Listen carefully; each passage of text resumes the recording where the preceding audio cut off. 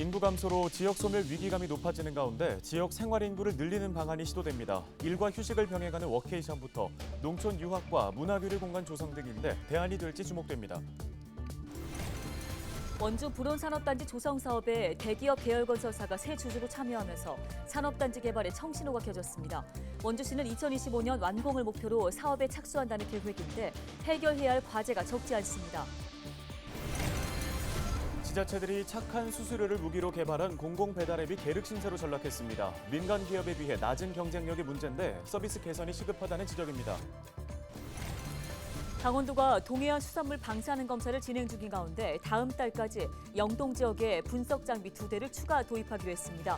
또 다음 달에는 서울에서 수산물 특판전과 홍보 행사도 마련할 계획입니다.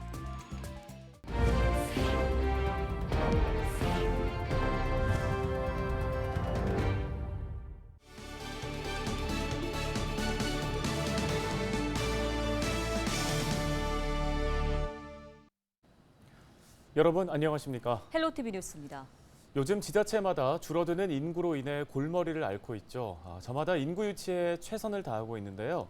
지역 소멸 위기 극복을 위한 고향 올레 사업이 눈길을 끌고 있습니다. 네, 지역에서 먹고 사는 정주 인구를 늘리기는 한계가 있다 보니까 우선 잠깐이라도 이 지역에 머무는 생활 인구부터 늘리겠다는 겁니다.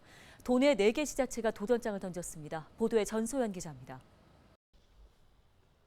행정안전부가 추진하는 고향 올레 사업, 생활인구 유입을 꾀하는 지자체에 국비 5억 원을 지원하는 사업입니다. 지역 소멸 위기에 대응하기 위해 장기적으로 살지 않더라도 하루에 일정 시간 이상 체류하는 생활인구부터 늘려보겠다는 취지입니다.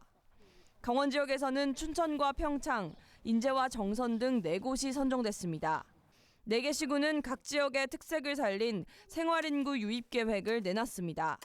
우선 춘천시는 수도권과의 인접성을 살린 두 지역 살아보기 사업을 추진합니다. 이곳은 남춘천 IC에서 10분 정도 떨어진 곳에 위치한 폐교입니다.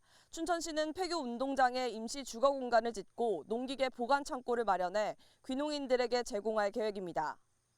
평창군은 외지인들이 평창군에서 일과 휴식을 동시에 할 수 있도록 평창역 도보 10분 거리에 워케이션 센터를 조성하기로 했습니다. 겨울 스포츠 메카인 평창의 지역적 특성을 살려 직장인들이 원격 근무로 일하고 업무 후에는 스키나 보드 등 겨울 스포츠를 즐길 수 있도록 할 계획입니다. 인제군은 도시 학생들의 농촌 유학을 활성화해 생활 인구를 늘려나가기로 했습니다. 그 지역의 자연 생태 체험 조사라든지 생존 수영이라든지 농촌 문화 축제 체험도 하고요. 한번 유학하고 가서 끝나는 게 아니고 이제 학생들도 커가지고 나중에 또 인제도 한번 더 찾아올 수 있는 계기를 하게 되고. 또 정선군은 화암면의 빈집에 문화교류 공간을 조성해 예술인 유입을 유도하기로 했습니다. 강원자치도는 고향 올레 사업을 통한 지역 경제 활성화를 기대하고 있습니다.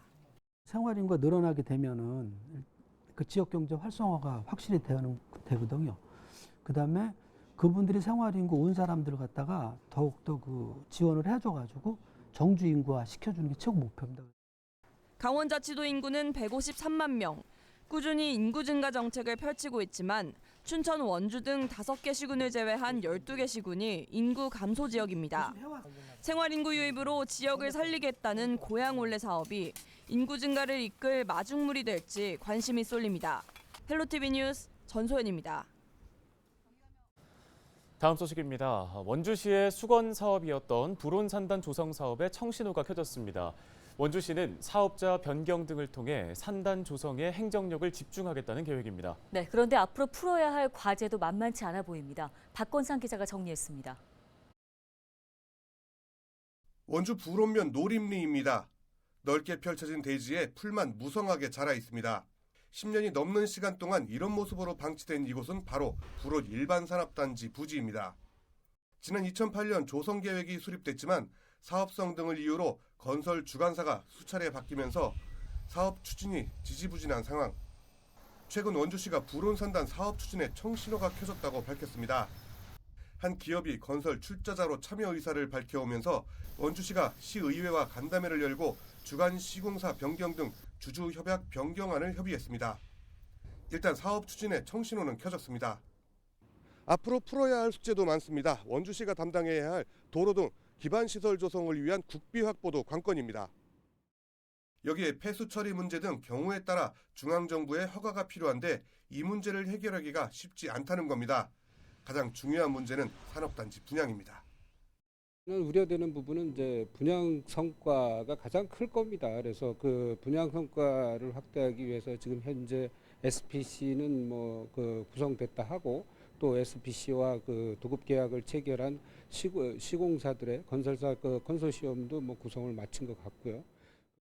원주시는 최근 정부가 구축하기로 발표한 반도체 메가 클러스터가 자연스럽게 원주까지 확장될 것으로 기대하고 있습니다.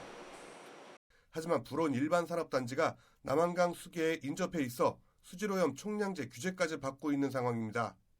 앞으로 그 강원특별자치도에서 수질 총량제가 적극 검토되고 있고 특례로다.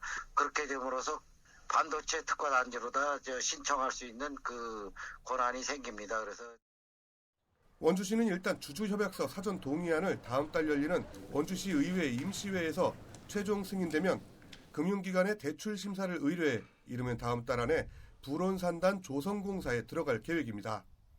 헬로티비 뉴스 박건상입니다.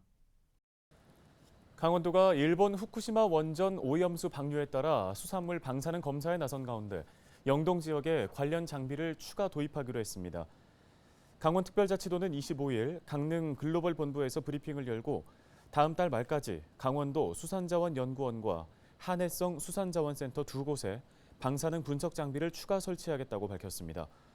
수산물 방사능 검사는 24일 동해 묵호항에 이어 25일 양양군 남해항에서 수거한 대구를 대상으로 실시됐습니다.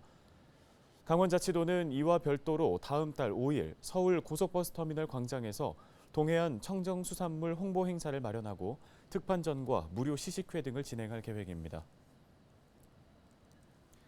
춘천시가 다음 달 중순부터 매주 지역 내 유통되는 수산물 방사능 검사를 실시합니다. 이번 검사는 일본 후쿠시마 원전 오염수 방류에 따라 소비 심리가 위축될 것으로 우려돼 지역 수산물 신뢰성 확보를 위해 시행되는 조치인데요. 방사능 검사는 춘천 관내에서 유통되는 수산물 표본을 종류별로 확보해 강원도 보건환경연구원에 의뢰하고 검사 결과를 공개하는 방식으로 진행됩니다. 강원특별자치도 교육청이 고교 학점제 도입 준비를 위한 특수학교 고교 학점제 이해와 적용 연수를 진행했습니다.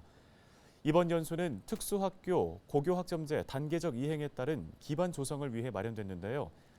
고교 학점제는 학생이 기초 소양과 기본 학력을 바탕으로 진로나 적성에 따라 과목을 선택하고 이수 기준에 도달한 과목에 대해 학점을 취득하는 제도입니다.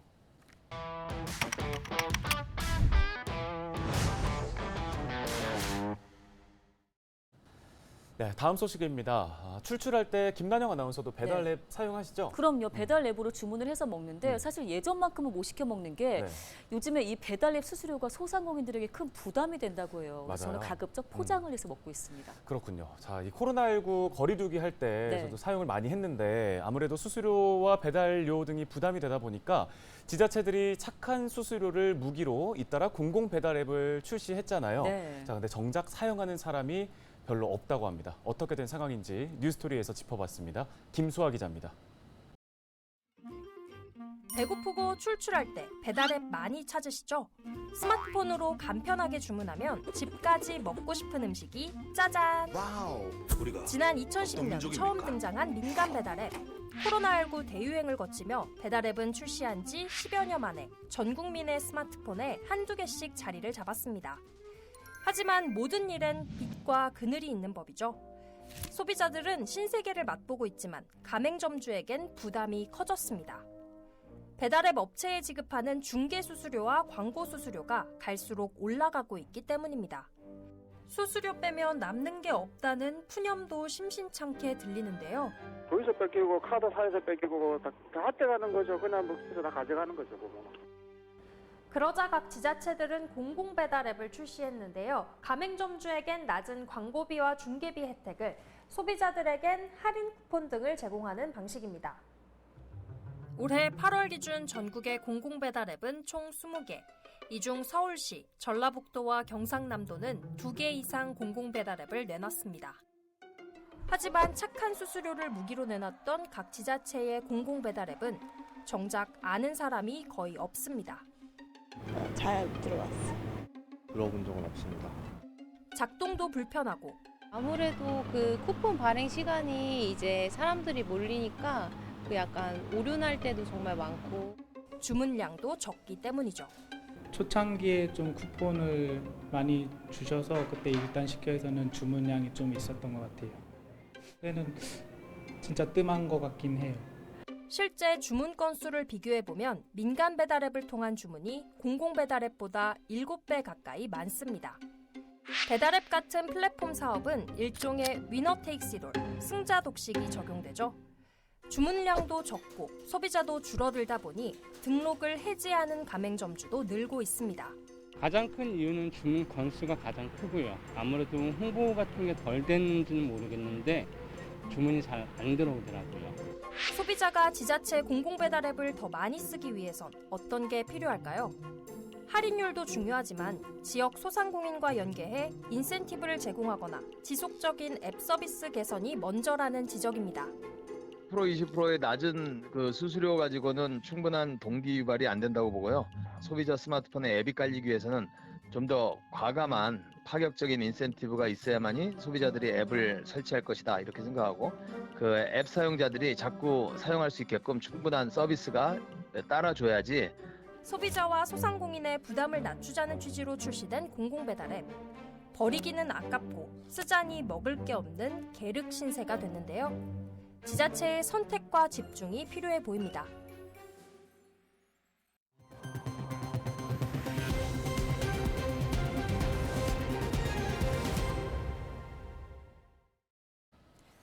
춘천시가 제2회 추가경정 예산안 1조 8,148억 원을 편성했습니다. 주요 내용으로는 민생경제 회복을 위해 지역 혁신펀드 조성 40억 원, 중소기업 육성자금 지원 4억 원 등인데요. 이는 1회 추경 대비 791억 원이 증가한 규모입니다.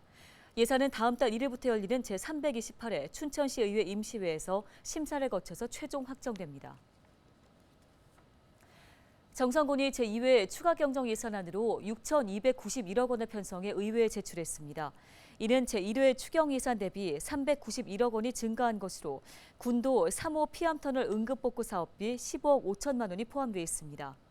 또 북평면 공공임대주택 조성에 16억 1천만 원, 정선영 청년마을 조성에 13억 원이 배정됐습니다.